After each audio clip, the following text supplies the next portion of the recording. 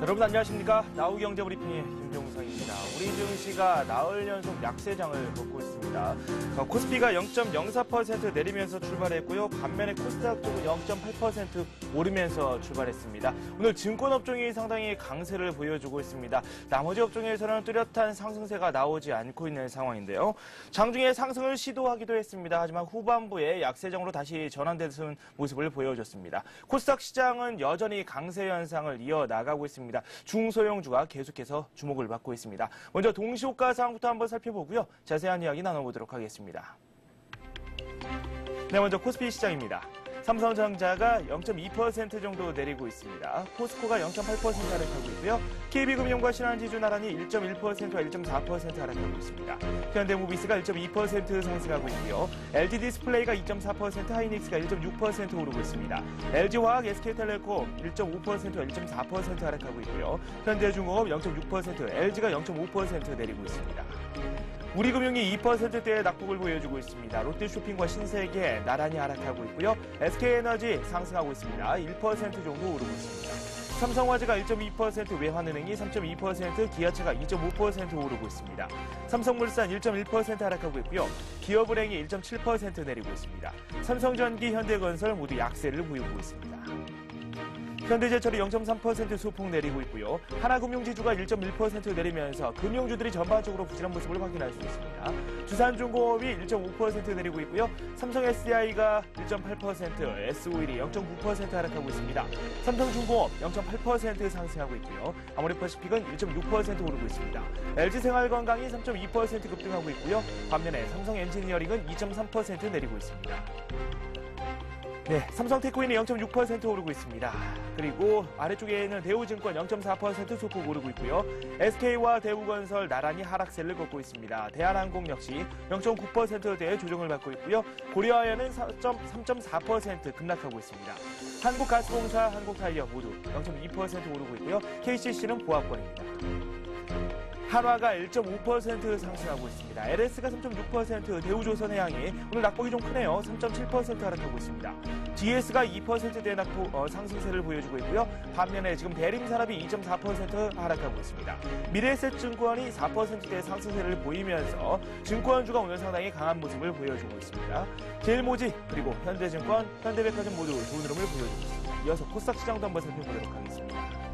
서울반도체가 2.9% 급등하고 있고요. SK브로드밴드가 4.3%, 다음이 2.4% 오르고 있습니다. 오늘 인터넷 관련주들도 흐름이 상당히 괜찮습니다. CJO 쇼핑은 3.9% 하락하고 있고요. 태광 역시 3%대 낙폭을 보여주고 있습니다. 지금 3%대 낙폭을 보여주고 있는 종목 상당히 많네요. 동서, 네이오스 게임스, 그리고 메가스터디 모두 비슷한 흐름을 보여주고 있고요. GS홈쇼핑이 0.1% 소폭 오르고 있습니다.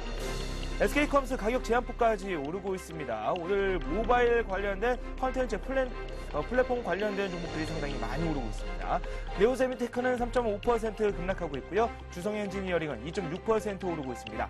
포스데이터가 4.8% 오르고 있고요. KH바텍 역시 인터넷 포털 관련주라고 말씀드릴 수 있을 텐데 6%대의 상승세를 보여주고 있습니다. 유니스는 2.2%, 현진소재가 2.6% 하락하고 있습니다. 위메이드가 3.5% 급등하고 있고요. 성화이텍이 5.2%, 덕산하이메탈이 11.7% 오르고 있습니다. 오늘 LED 관련주들도 상당히 좋은 흐름을 이어나가고 있습니다. 디지털 시스템이 3.6%, 그리고 우리TI가 2.3% 오르고 있습니다. 한국정밀기기가 4.1% 급등하면서 오늘 장 정돈이 되고 있습니다. 이렇게 해서 동시호가 상황 어떤지 한번 살펴봤습니다. 네, 코스피 시장에 비해서 역시나 코스닥 시장의 상승세가 눈에 띄고 있습니다. 잠시 후에 돌아오겠습니다.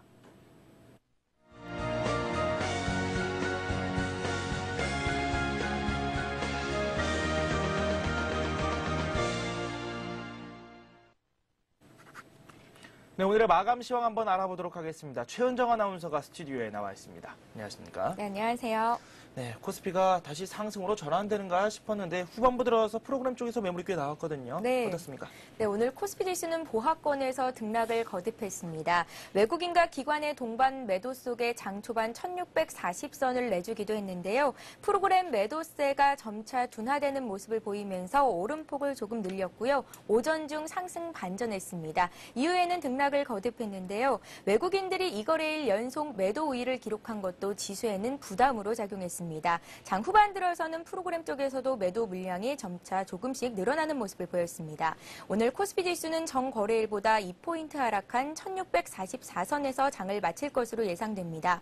반면에 코스닥 지수는 오늘로써 9거래일 연속 상승을 이어갔는데요. 517포인트로 상승 출발한 이후에 개장 초부터 기관을 중심으로 매수세가 유입된 데다가 개인이 매수에 합류하면서 상승을 계속해서 이끌어갔습니다. 코스닥 지수는 전일 대비 4포인트 상승한 518선에서 장을 마칠 것으로 예상됩니다. 네, 지금 코스피의 낙폭이 어느 정도 줄었습니다. 동시호가상에서는 한 0.3% 정도 하락하고 있었는데 프로그램 쪽에서 물량을 줄였다가 늘렸다가를 반복하고 있습니다.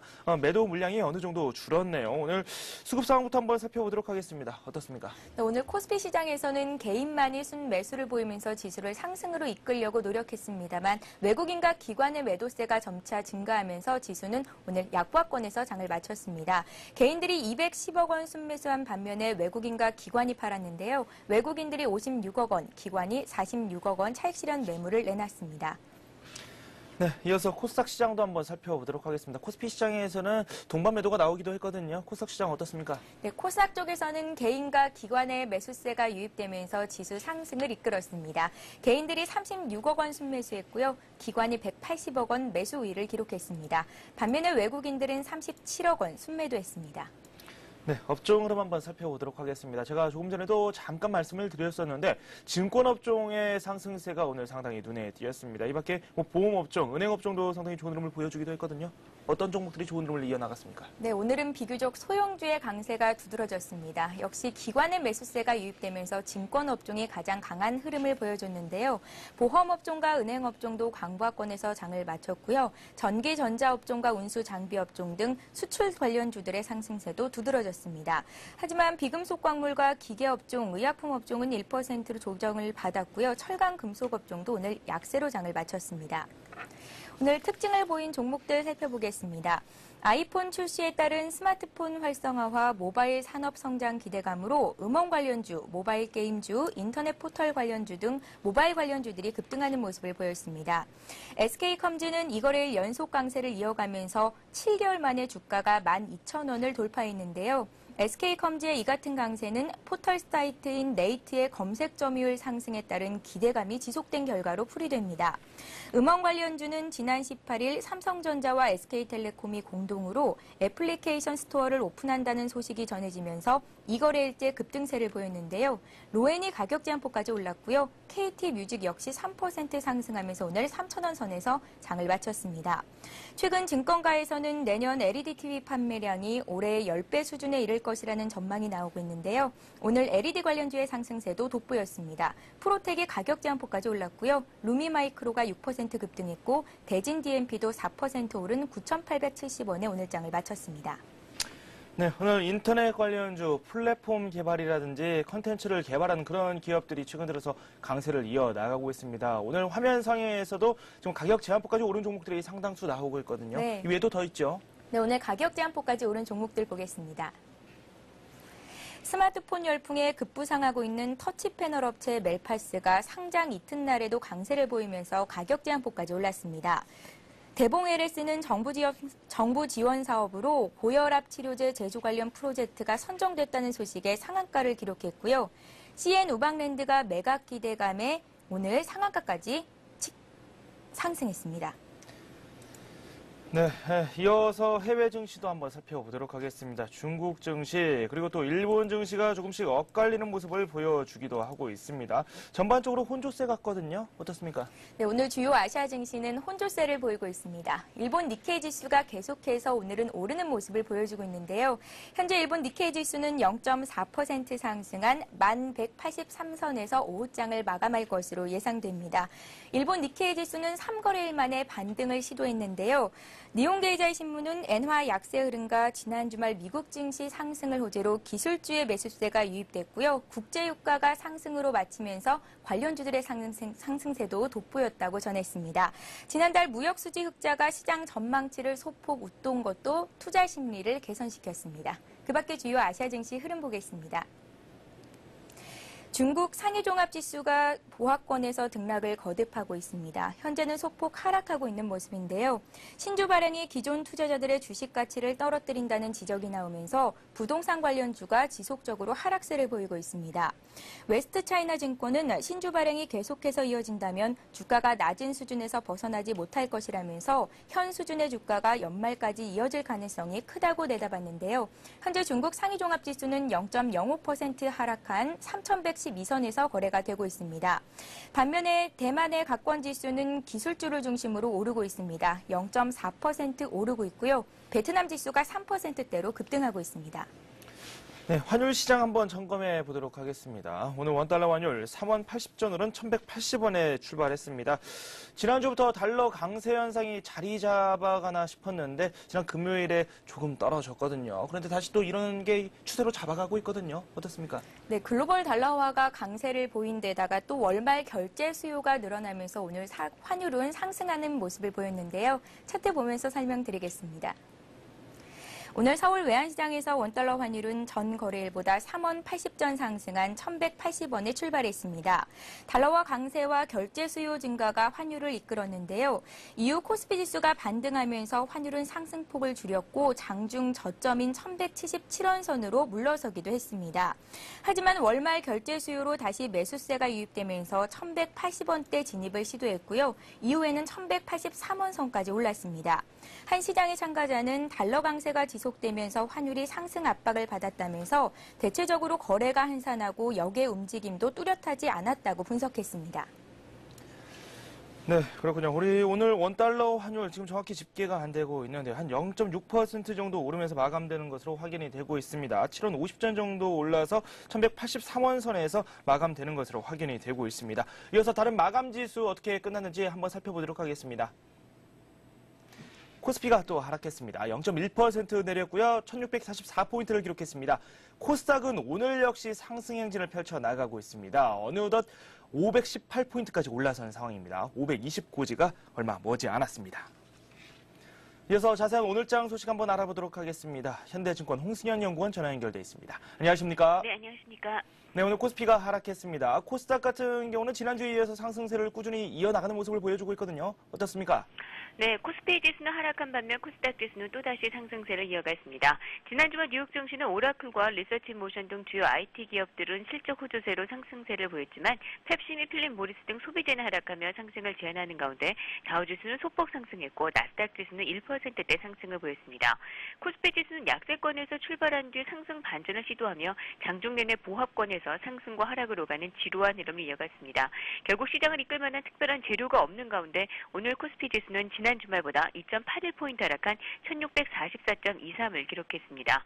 삼성전자가 소폭 하락세를 보였고요. 반면 현대차와 LG전자, 현대모비스, LG디스플레이, 하이닉스 등은 선별 상승세를 보였습니다. 한편 현대증권과 대우증권 등 증권주들은 상승세를 보이며 업종 상승률 1위를 기록했습니다.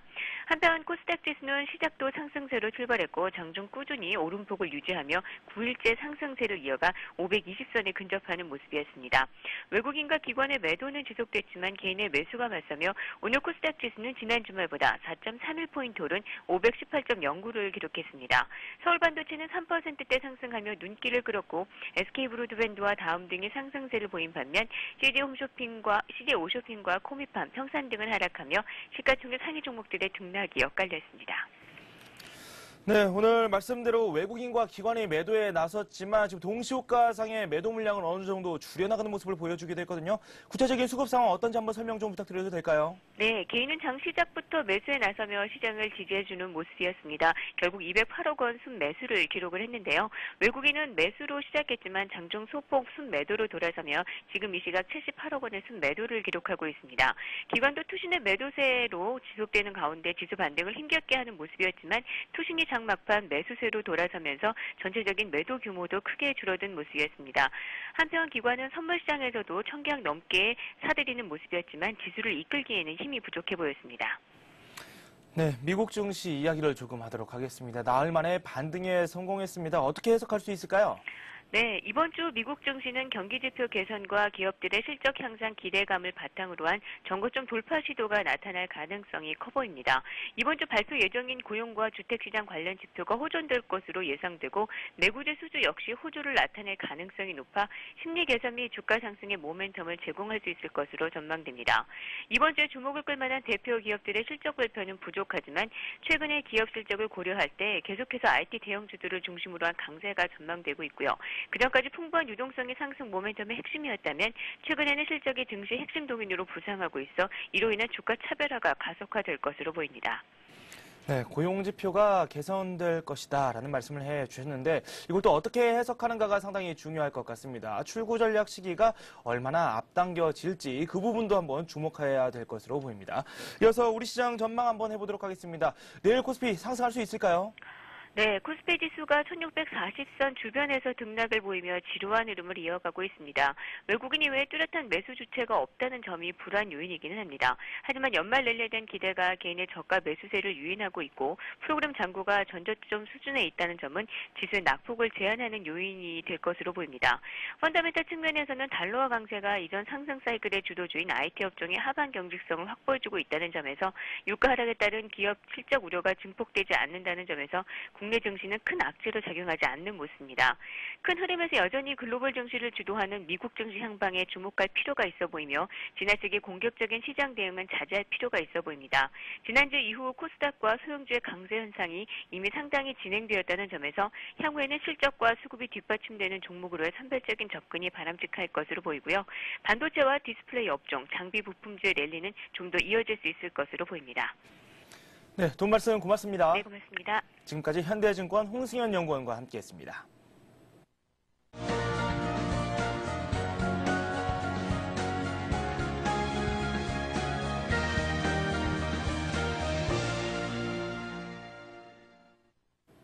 이 시각 주요 뉴스입니다. 내년도 산업 수출 정책이 중국과 인도 등 신흥 시장을 집중 공략하고 경제 성장률 5%를 달성하는 데 집중됩니다. 지식경제부는 내년 경제 성장률 목표를 5%로 정하고 중고급 제품이 많이 유통되는 중국과 인도, 브라질 등을 집중 공략하기 위해 시장별 맞춤형 진출 전략을 마련하기로 했습니다.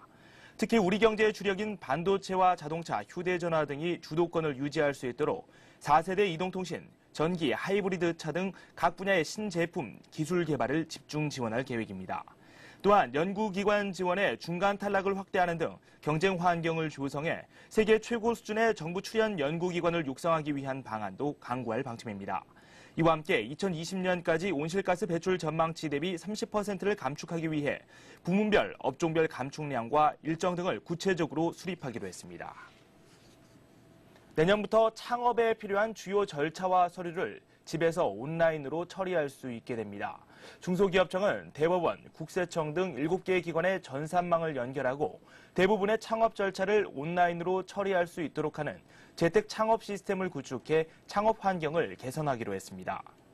이에 따라 회사 설비에 필요한 8단계 중 5단계를 집에서 처리할 수 있게 돼 창업 소요 일수가 현재의 14일에서 7일로 줄어들게 될 전망입니다.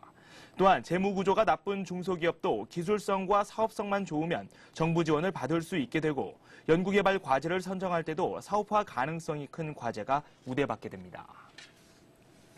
방송통신위원회가 현재 오전 6시부터 다음 날 새벽 1시까지만 허용되고 있는 지상파 방송의 방송 시간을 자율화하는 방안을 검토하기로 했습니다. 케이블 TV와 위성방송 등이 이미 24시간 방송을 하는 상황에서 지상파 방송에 대한 시간 규제는 실효성이 없다는 일부 의견을 반영한 것입니다. 이와 함께 인터넷 광고를 활성화하기 위해 부정클릭 방지 시스템을 개발하고 모바일 광고 등 새로운 유형의 광고를 육성하기 위해 관련 기술 개발과 표준화도 지원할 방침입니다. 방통위는 또 주파수나 네트워크가 없는 사업자도 통신 서비스를 제공할 수 있도록 이동통신 재판매 조건과 절차, 방법에 대한 고시를 내년 8월까지 마련할 계획입니다. 많은 기업들이 내년 경제가 좋아도 비상경영을 유지할 계획인 것으로 나타났습니다. 대한상공회의소가 기업 482곳에 대해 내년 경제 전망을 조사한 결과 대외 경제 여건에 대해서는 57.5%가 국내 전망에 대해서는 62.2%가 올해보다 좋아질 것이라고 응답했습니다. 그럼에도 불구하고 비상경영을 내년에도 유지하겠다는 기업은 73%, 비상경영을 더 강화하겠다는 기업은 4.6%로 나타났습니다. 상인은 기업들이 내년 대내외 경제 여건이 올해보다 나아진다고 예상하면서도 환율 하락과 유가 상승 등 불안 요인이 많다고 생각해 긴장의 끈을 늦추지 않고 있다고 분석했습니다. 실제로 기업들은 대외적 불안 요인으로 원자재가 상승과 국제금융시장 불안, 환율 하락 등을 꼽았고 대내적으로는 금리 상승과 재정 건전성 악화, 가계부채 등을 지목했습니다. 네, 연말 랠리에 대한 기대가 상당히 컸는데 호재도 별로 없고요. 악재도 별로 없는 고요한 상태가 유지가 되고 있습니다. 하지만 그래도 리스크 관리에도 어느 정도 충실한 모습은 필요하지 않을까라는 생각을 한번 가져봅니다. 오늘 저희가 준비한 소식은 여기까지입니다. 여러분 고맙습니다.